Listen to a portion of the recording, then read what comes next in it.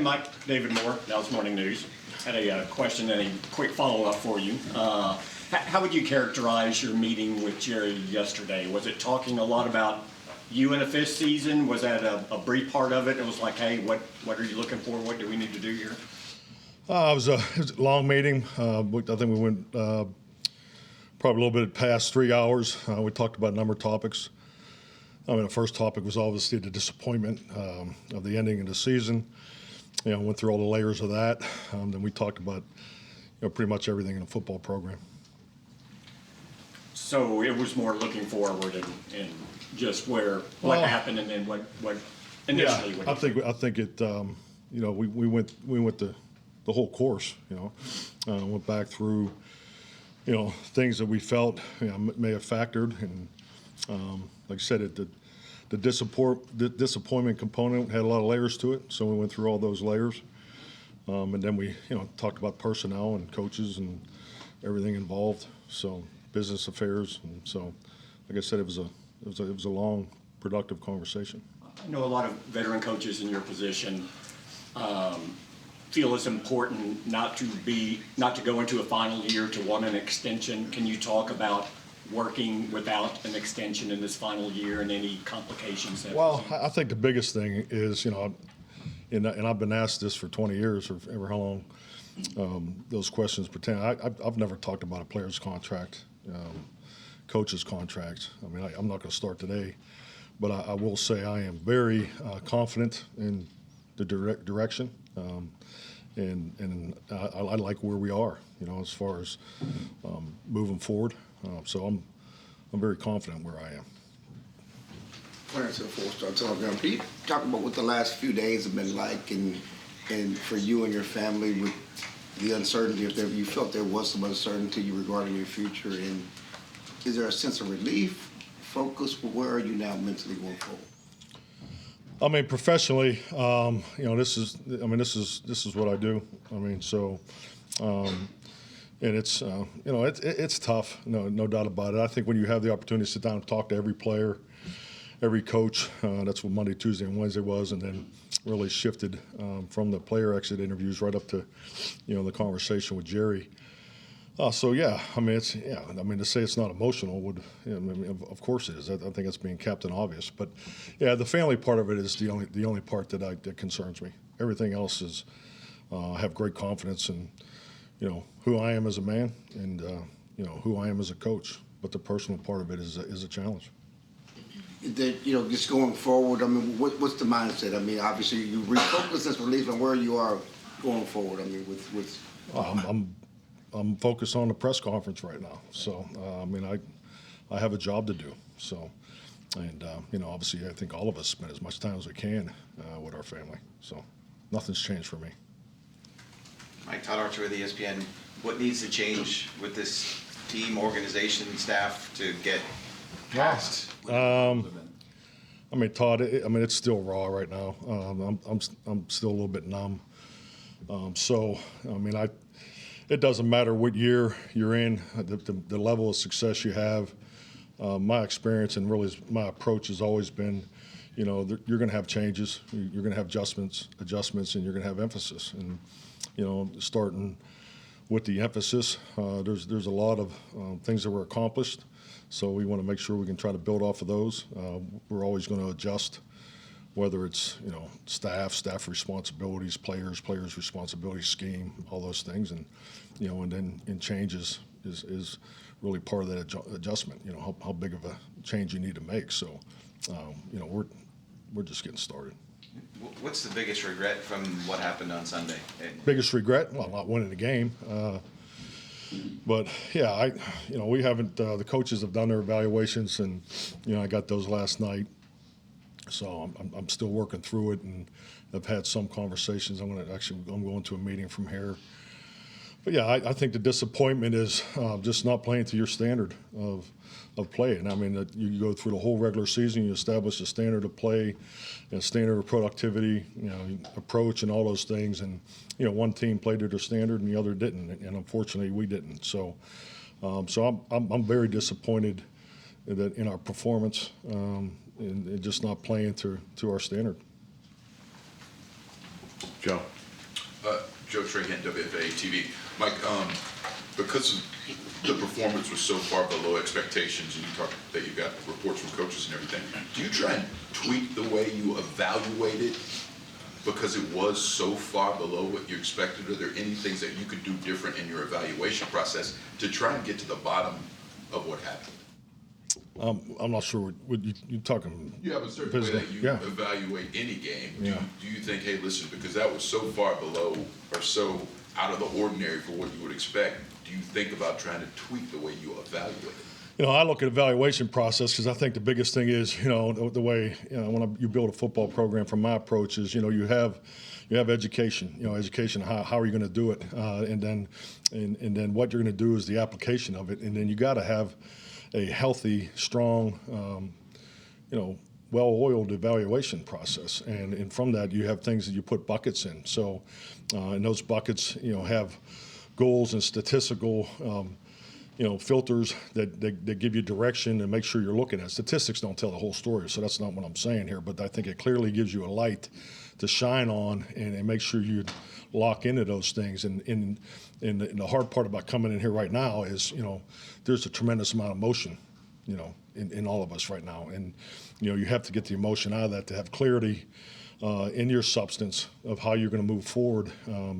You got to learn from it, and then how you're going to grow. So then you got to swing back around. Now you got to educate again. Then you got to apply it, and that's, you know, that's a process. So the evaluation process that we'll go through is, I mean, I guess you would say it's tweak because you're applying it to different people. I mean, it's never the same.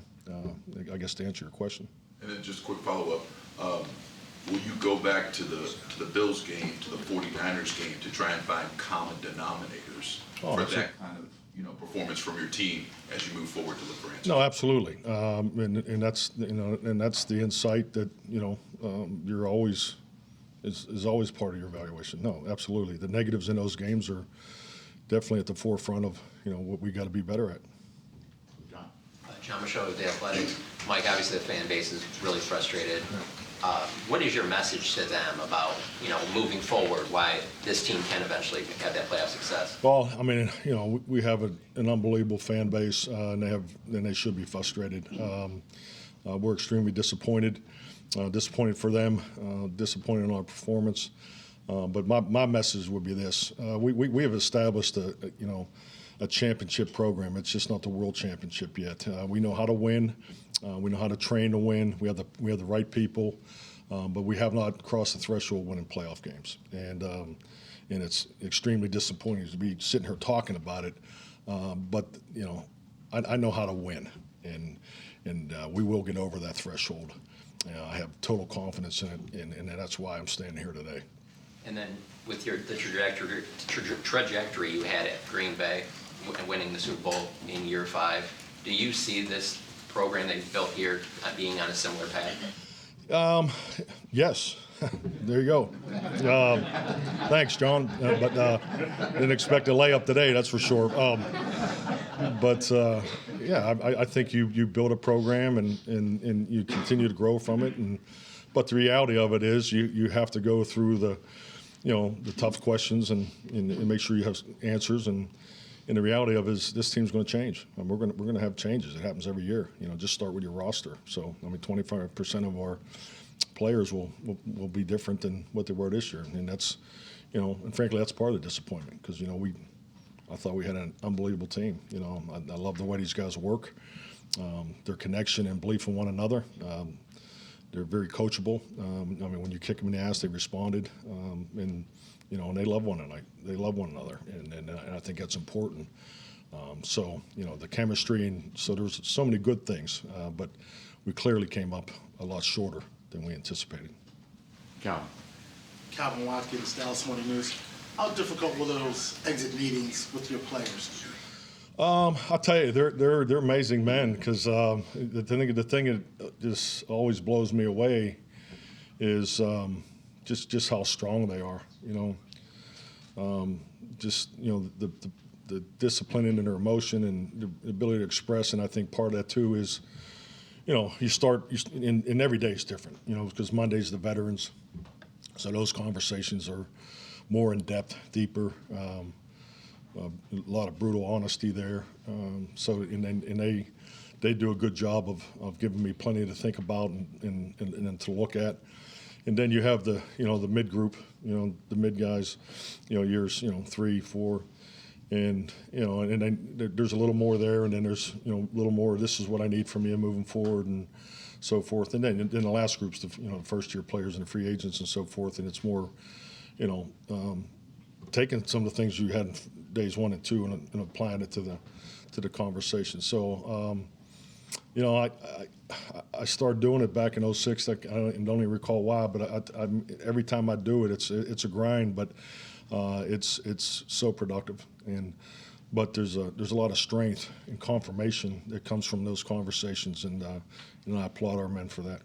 When you talk with your assistants about who you want to bring back and those kinds of things, when have you start that process? Yeah, we'll start that probably end of next week. Some of those conversations will be preliminary. Right now, so we're just kind of moving forward in that direction. Obviously, this is the time of year when there are other opportunities, and so we'll work through that. I mean, the obvious is Dan Quinn's situation, so we'll just continue to work through that on a day-to-day basis. Ed Order, ESPN.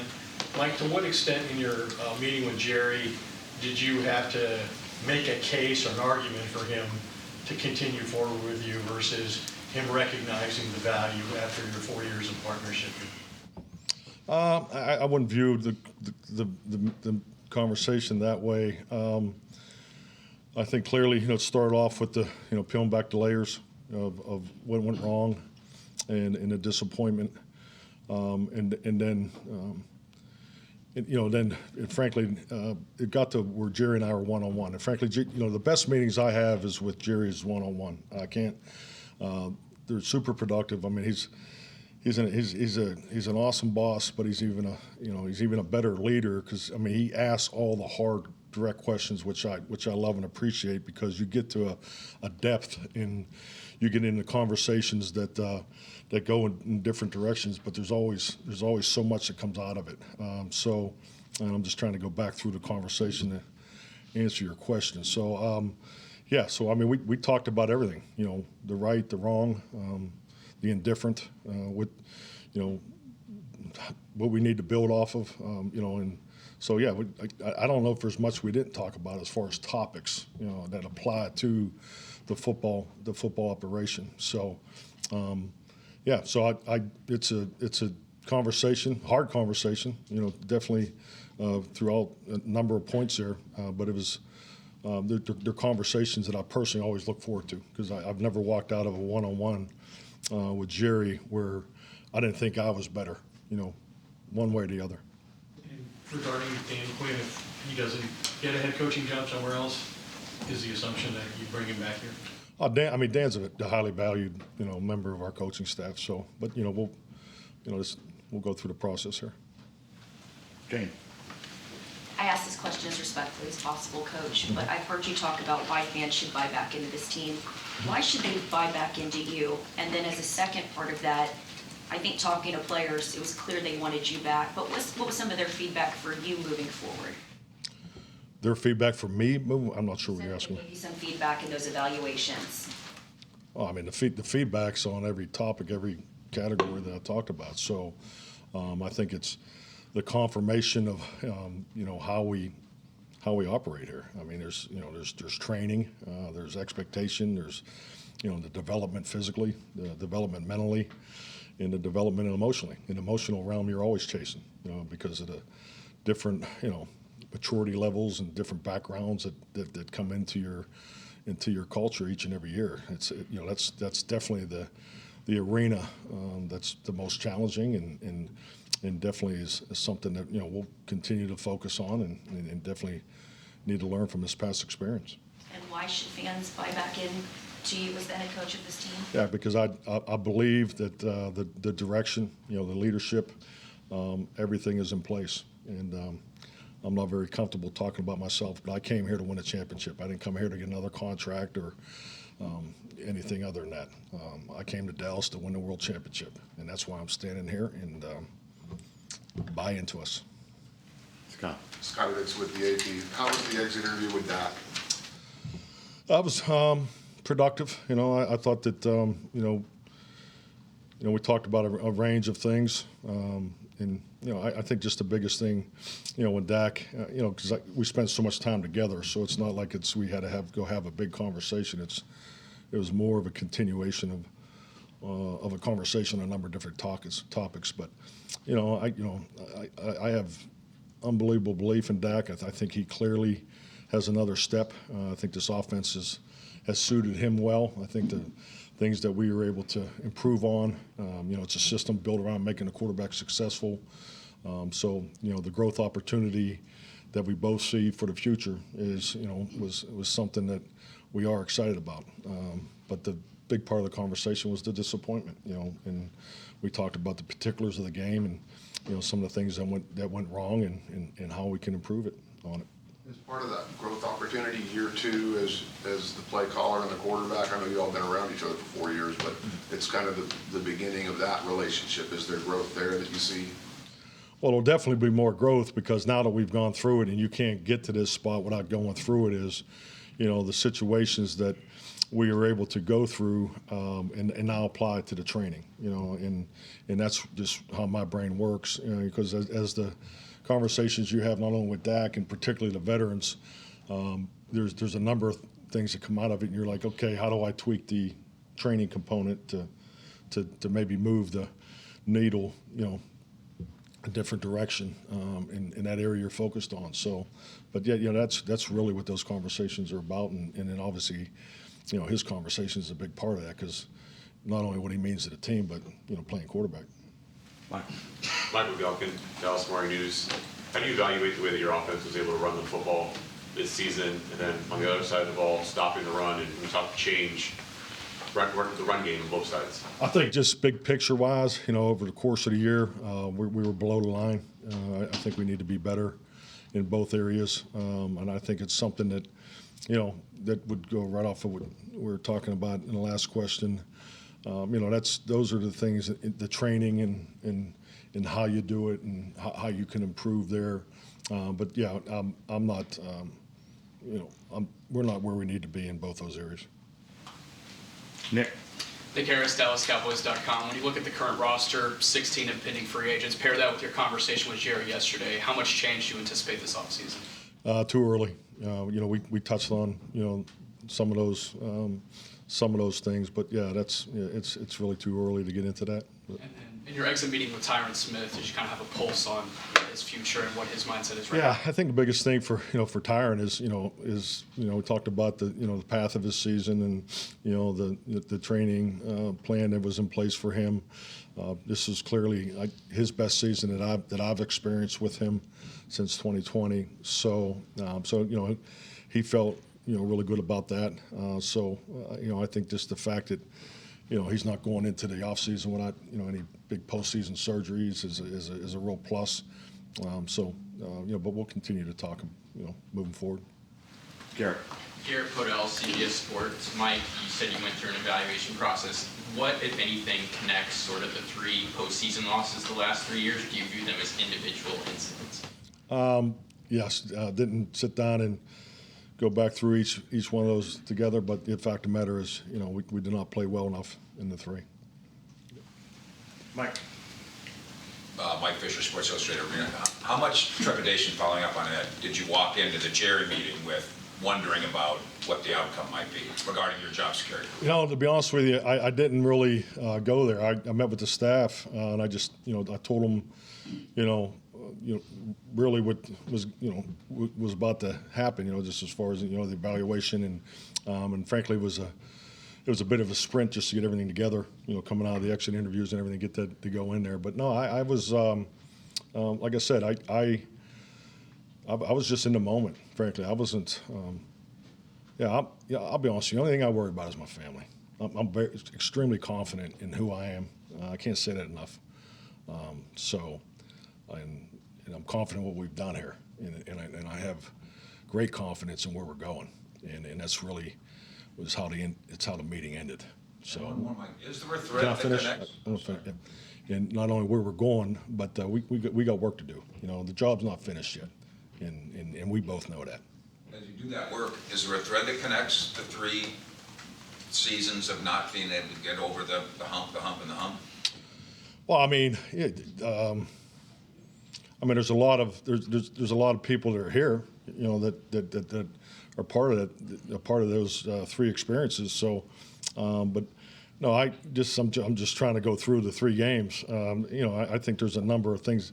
There's too many things that are different, you know. So, and the reality of it is, you know, in the game of football, it's going to be different next year too. So to sit here, and I'm going to tell you this too, I will take no responsibility, and I tell our players this too, and they have no responsibility on what's going on here the 20 plus years before that. You know, we're responsible for what's going on in our program, and I know it's disappointing to the fans, and but you know, we are in position to learn and grow from this and build off it, and that's the best answer in my opinion. Jeff. Jeff Cole with Fox 4. Coach, after Green Bay, when questions of your job future came up, Dak Prescott was very strong in his support of you. What does that mean to you, and what does that bond look like heading into year 5? Well, I think it shows the connection that we have and the belief in the direction we're going. You know, like I said earlier, I believe in Dak Prescott. You know, I think he's clearly the answer. He's part of the solution moving forward, and I think, you know, as difficult as this time is right now, you know, when we can, you know, work through this emotional, you know, period that we're in, you know, we'll continue to build off of, you know, what he brings to the table. And as far as the threshold you talk about of being close but not getting it done in the postseason, what do you think that process looks like of figuring out the missing piece? What does the process look like, the missing piece? You know, I think it's like anything. You get back to the beginning and you train, you know, to win games, and you got to, you know, you don't even get an opportunity to answer these questions until you do your job in a regular season. So we got to take care of first things first. But it'll all be about, you know, building and developing, you know, the mental, the physical, and the emotional realms to make sure we're more equipped and ready to win in all those arenas. Kyle Yeomans, Dallas Cowboys TV. Coach, you mentioned earlier the heightened emotions of these last few days. Was there another point in your career where you dealt with emotions that were comparable, and how did you get through that? Yeah, I don't want to go back there, but yeah. No, I mean, you know, the NFC Championship game, losing my brother. So, yes. How did you get through that? One day at a time. Jane. Coach, you've obviously had your meeting with Jerry, you've had your meeting with us now. How would you describe your mindset, and what's the next step for you in the next couple of weeks? Oh, I just got to continue to work. I mean, there's work to do. So, just stay the course. Is there a relief now that this all been put to bed? I think it's more of a direction, you know, and that's all we ever want is, you know, what's the direction, what's the schedule, and get to work. Claire. Mike, just going back to the game just for a minute. Was your team into the game mentally? I know I saw you talking to CD on the sideline. You know, I'm just saying, coming to the game, did you feel that they were mentally ready for that game? Yeah, absolutely. Talking about me talking to CD during the game? Yeah. Yeah, I mean, the one time I went over to talk to CD during the game was about a route. You know, that's the, you know, we anticipated them rolling their coverage to him, in which they did. You know, both when he was inside and out. And our conversation was about a vertical route at an option opportunity, you know, at the breaking point. So, and just how we saw that option, you know, because there's 2 ways to go there. So, just give them clarity to make sure that the receivers and Dak were on the same page. So you didn't see a being flat or anything like that coming in? No, I think if anything, we were going too fast. You know, that was the common message with the players. And you know, I watched the game, you know, Sunday night when I got home, and that's what I felt. You know, we were, we've done such an excellent job in the big play, you know, production component of the game, and you know, it's definitely one of our strengths all year. But you know, you can't chase big plays, and there's a number of times we were chasing plays, and it bit us in the ass. Dak talked about playing too fast. Is that something that in a game like that you have to talk about calming down and letting the game come to you? Is that part of the learning process you're talking about? The next step you have to take. Yeah, those are all characteristics of the ebb and flow of a football game. I mean, every player has a gauge. You know, some play too fast, some play too slow, and you know, the biggest thing is to get into that neutral mindset and that gear that gives them, you know, the right fit and into the scheme, playing to the guy next to him, and all those things. So that's part of football. John. Mike, John Javod with WFAA. After the game, many fans expressed a desire for change of some sort, be it coach, be it quarterback. You know, here we are a few days later, and y'all are moving forward. I'm curious what change fans might be able to expect heading into next season. I clearly understand and respect the emotion of all this, and definitely the fans' perspective. But you know, that's what really the evaluation process is for. It's very raw right now, still is, as I'm standing here in front of you. But there definitely will be changes and adjustments that are made, and I think we do have a lot to build off of. All righty, thank you, Mike. Thank you.